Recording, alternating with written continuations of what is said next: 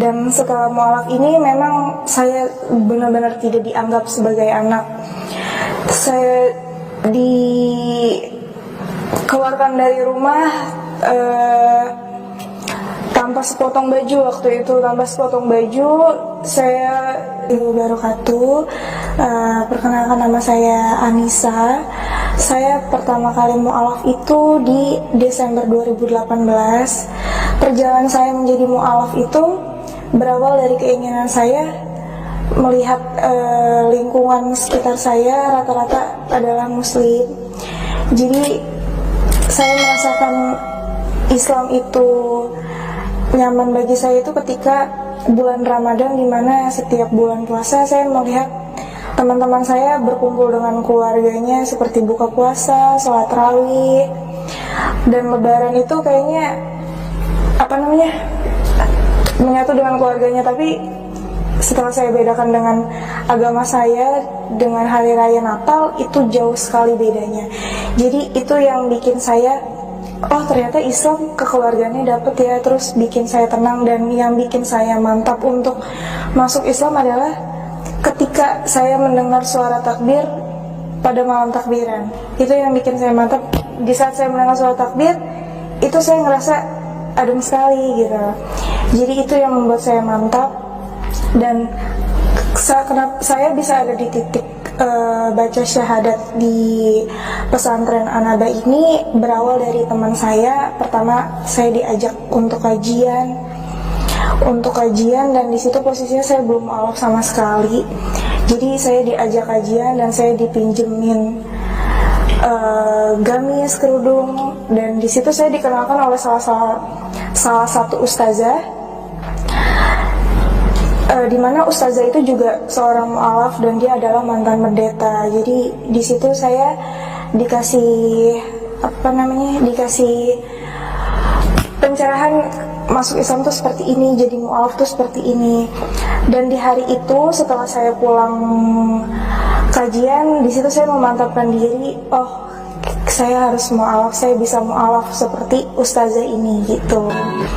Jadi dari situ saya dikenalkan oleh ustazah yang mantan pendeta ini untuk ke pesantrennya Ustadz Nababan. Jadi dari situ saya dibawa ke sini langsung. Cuman waktu itu Ustadz Nababan sedang berhalangan hadir, jadi saya dimualafkan, disahadatkan oleh Ustadz Iwan. Jadi saya sebelum disahadatkan, saya dibimbing dulu, dikasih arahan seperti ini, untuk menjadi mualaf. Terus seperti ini konsekuensinya dari keluarga, dari lingkungan, dan dari situ setelah saya diberi nasihat, arahan, di situ saya semakin memantapkan diri untuk menjadi mualaf. Saya mualaf setelah sholat asar. Jadi sehabis kita sholat asar, saya di situ mulai untuk membaca syahadat di musola. Jadi dari situ setelah saya resmi menjadi seorang mualaf, kehidupan saya berubah 100%. Jadi di situ saya mulai belajar sholat, terus saya pelan-pelan belajar mengenal tulisan-tulisan Arab yang sebelumnya saya tidak mengenal sama sekali, tidak bisa membaca sama sekali tulisan Arab. Sampai detik ini saya masih proses belajar. Perbedaan sebelum dan sesudah saya menjadi mualaf itu sangat jauh beda. Jadi dimana ketika saya merasa banyak masalah, saya lari ke sholat. Alhamdulillah setelah saya menjadi mualaf, memang faktor yang bikin sedih itu adalah di keluarga, karena di keluarga saya sama sekali 100% itu non muslim. Jadi benturan semua, ocehan, caci maki, semua saya dapatkan dari keluarga. Dari situ saya dibilang anak durhaka, anak tidak tahu diri, anak tidak tahu diuntung, sampai pada akhirnya saya diusir dari rumah. Di situ saya mencoba untuk tetap bertahan hidup. Terus alhamdulillah saya juga sudah mendapatkan kerjaan yang baik, dan saya sekarang hidup sendiri. Saya hidup sendiri sebatang kara. Jadi tidak ada keluarga yang mau, sampai detik ini tidak ada keluarga yang mau menanyakan kabar saya, keberadaan saya itu tidak ada. Dan sampai saat ini ya cuman teman-teman saya saja yang support saya sampai pada detik ini. Itu pengalaman saya sampai bisa jadi mu'alaf sampai seperti ini.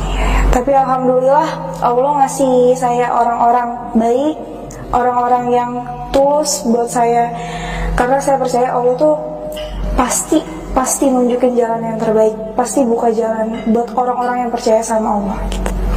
Itu aja sih, itu pengalaman saya sebelum dan sesudah menjadi mu'alaf.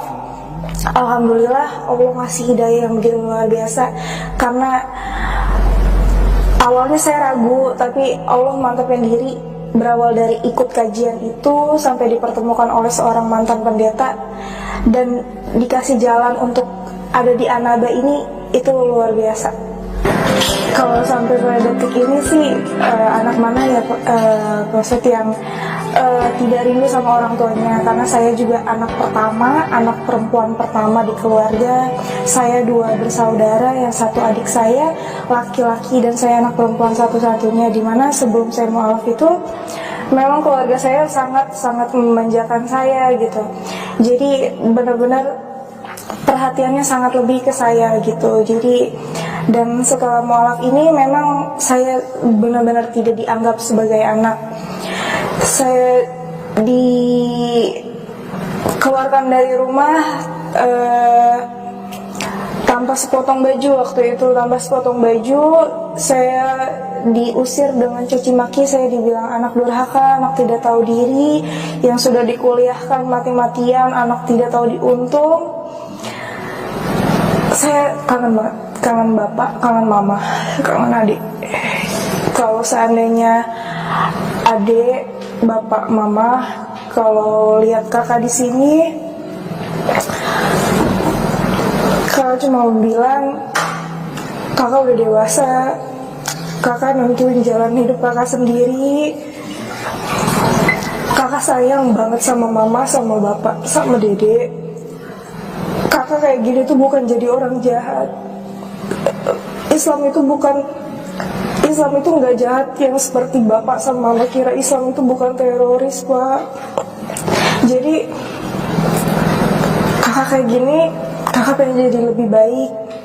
Kakak tetap jadi anaknya mama sama bapak. Kakak nggak berubah jadi orang lain, nggak. Cuman kakak punya kepercayaan yang berbeda dari bapak sama mama. Kakak selalu berdoa setiap sholat, bapak sama mama tuh sehat terus, panjang umur. Kakak pengen setiap kakak gajian tuh kakak pengen kasih mama sama bapak, tapi karena bapak sama mama ngebatasin hubungan ini, kakak bisa apa? Tapi insya Allah bukain pintu hati mama sama bapak biar bisa terima kakak lagi. Terus biar Allah juga yang buka pintu hati mama sama bapak supaya bisa dapat hidayah dari Allah.